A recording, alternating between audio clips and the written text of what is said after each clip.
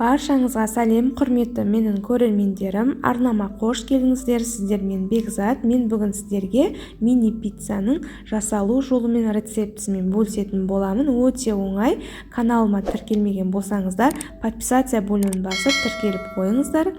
Мінекей осылай балаларыңыз сүйсініп жейтін, тез дайын болатын, 10 минуттың ішінде дайын болатын пиццаны сіздермен бірге бөлісемін. Видеоны соңына дейін қараңыздар.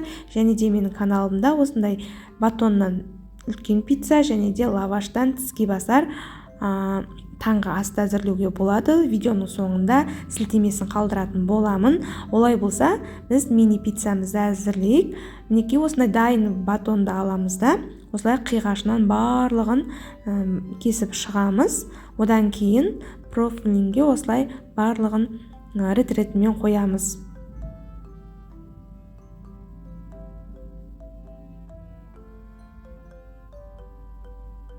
Мінекей менің барлық осы батоным осы бір профильге сыйып кетті.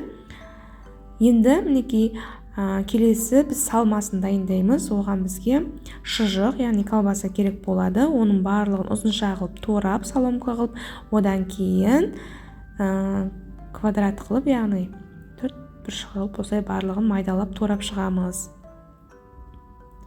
Одан кейін осының үстіне біз екі шағын қызанақ, если үлкен болса, бір үлкені жарайды. Осылай барлығын майдалап турап шығамыз.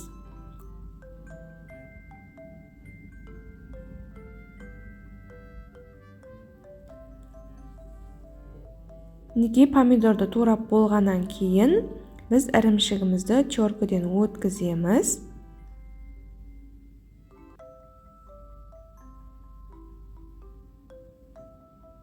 Содан кейін жаңағы шұжық пен помидордың үстіне салып, енді осының үстіне біз бір үлкен ас қасықпен майонез қосамыз. Біздің салмамыз сочный болып шығу үшін.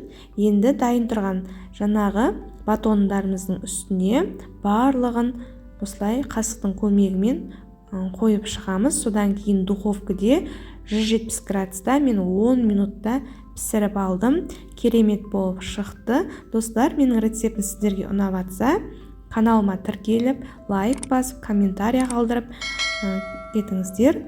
Және де достарыңызбен бөліссеңіздер қуанып қалушы едім. Сау болыңыздар.